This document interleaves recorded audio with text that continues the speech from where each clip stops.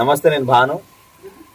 Secretary Ramana Kumar sir ఆదేశాల ప్రకారము విద్యార్థులకి నెలలో వీలైనప్పుడల్లా స్పెషల్ శాఖ అరేంజ్ చేయమని చెప్పారు. సో అందులో భాగంగా ఈరోజు మా స్కూల్లో పిల్లలకి బొబ్బర్ల గారిని ప్రొవైడ్ చేస్తూ ఉన్నాము. యాక్చువల్గా మా కుకింగ్ స్టాఫ్ బొబ్బర్ల గారు ఎక్స్పర్ట్స్ కాదనమాట. సో నేను లోకల్కి వెళ్ళినప్పుడు వేలేరులో ఒక చిన్న బజ్జీ బండి, బోండా బండి, గారెల బండి ఉండే అనమాట. సో వారు శివానందం గారు, వసంతమ్మ, వాళ్ళ దగ్గర టేస్ట్ చేసినప్పుడు చాలా మంచిగా అనిపించింది.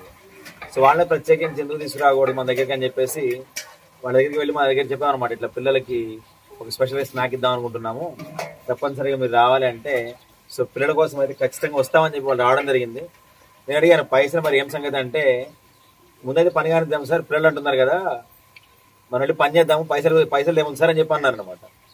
సో పిల్లల పట్ల వాళ్ళు చూపించే ప్రేమకైతే వారి దగ్గరికి కూడా థ్యాంక్ యూ సో మచ్ అమ్మా.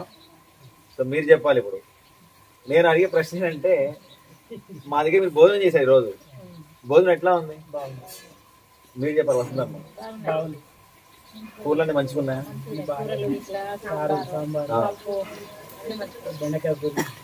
ఇంటి దగ్గర ఉన్నట్టే ఉన్నాయా, కొంచెం ఇంకా మంచిగా ఉన్నాయి?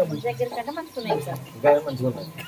సో మా పిల్లలకి ఎప్పుడు కూడా అలాంటి ఫుడ్ పెట్టడానికి మేము ప్రయత్నం చేస్తుంటాము. మా కుకింగ్ స్టాఫ్, క్యాటరింగ్ సంపత్ గారు వీళ్ళందరూ కూడా అదే కమిట్మెంట్తో పనిచేస్తున్నాం అనమాట. మా ప్రిన్సిపల్ సార్ ఏమైతే మాకు ఇన్స్ట్రక్షన్ ఇస్తున్నారో క్వాలిటీ ఫుడ్ ప్రొవైడ్ చేయాలని దానికి కట్టుబడి ప్రొవైడ్ చేస్తున్నాం అనమాట. ఇప్పుడు మీరు చెప్పాలా. సో ఈ రోజున మీ బండి క్యాన్సిల్ అయిపోయింది. మీ బండి ఆదాయం రోజు ఆదాయం పోయినట్టే. అయినప్పటికీ కూడా పిల్లలకి ఇక్కడ చేద్దామని మీరు ఫిక్స్ అయి ఉన్నారు. దానికి కారణం చెప్పండి, ఎందుకని? అంతే కదా, మీ వేరేరు, మీ స్కూల్ పిల్లలు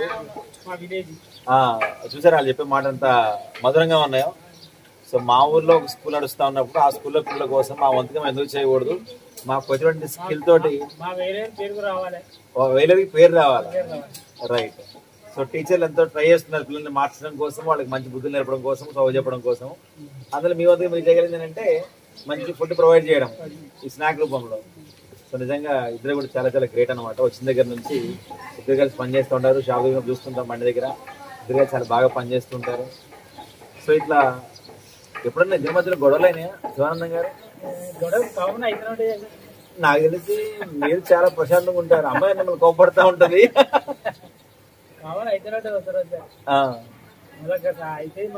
కానీ ఆ క్షణం వరకే కదా. అసలు మా పెళ్ళైన కలిసి మేమిద్దరం గొడవ పడి విడిపోయిందన్న ముచ్చట్లేదు. మేము ఒక్క రోజు కూడా ఒక నిమిషం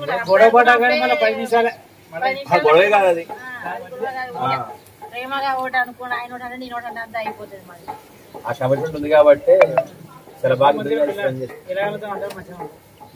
మా పిల్లలు కూడా మాకు మంచిగా చూసుకుంటాం, మమ్మల్ని మేము కూడా పిల్లలు చూసుకుంటాం. మేము చిన్న స్థాయి నుంచే పైకి ఎదిగినాం. మేము పెద్ద ఉన్న శ్రీమంతులు ఏం కాదు. మేము ఒకప్పుడు తిండికి లేక కూడా తిండి కూడా దొంగతనం చేసుకొని తిన్నాం మేము చిన్నపిల్లగల్లప్పుడు. అట్లా స్థాయి నుంచి ఈ స్థాయికి చూసారు మీరు.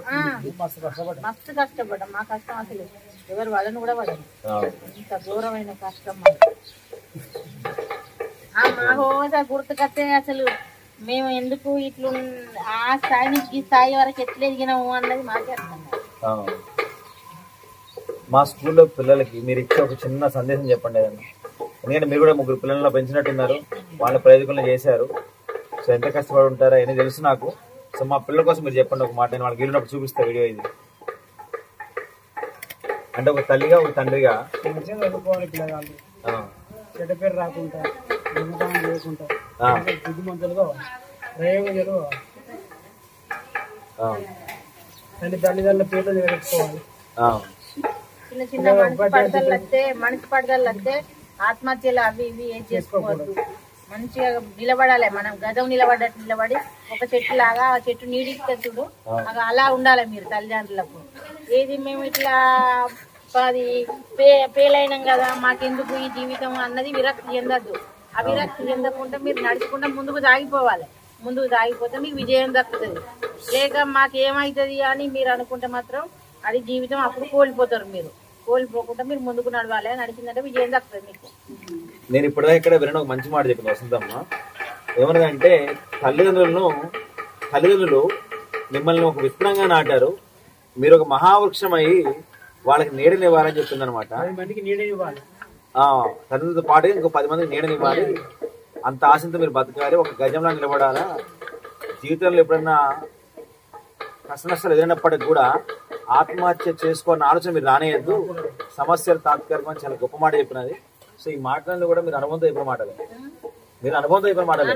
మాకు అనుభవం ఉంది సార్. మేము అసలు కష్టపడ్డది మాకు మా జన్మల మేము అలాంటి కష్టం మాకు రాకూడదు, ఎవరికి కూడా రావద్దు. తాతకు కూడా ఈ మధ్య కొంచెం ఏదో అన్ని హెల్త్ ప్రాబ్లం వచ్చి చాలా ఇబ్బంది పడ్డారు అని తెలిసింది. ఎప్పటికి సార్ మాకు ఎప్పటికీ ఆయనకి ఎప్పటికో ప్రాబ్లం ఉండే ఉంటుంది. నేనన్నా ఈ మోకాలు నొప్పులు కూడా ఆయన తట్టుకోలేడు, ఏ ప్రాబ్లం వచ్చినా.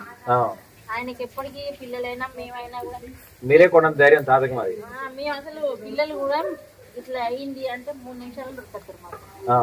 ఇప్పుడు పుట్టంతకి ఇట్లా కాలు మొత్తం అంటే ఇప్పుడు నైట్ వాళ్ళు కారు పట్టుకుంటారు, అసలు ఆలోచించరు కూడా ఆలోచిస్తారు వాళ్ళు.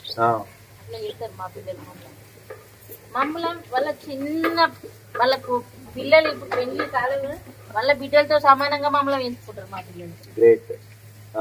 అంత మంచిగా చూసుకుంటారు. ఏది పుట్టిందో కావాలన్నా కూడా చిన్న పిల్లలు లెక్క మేము అడిగితే అది పట్టుకొచ్చి ఇస్తారు మాకు. అది మీకు ఎందుకు అని అడగరు, పట్టుకొచ్చి ఇస్తారా. దాన్ని ఎంత ఖరీదు అయినా పర్లేదు, అది పట్టుకొచ్చి ఇస్తారు.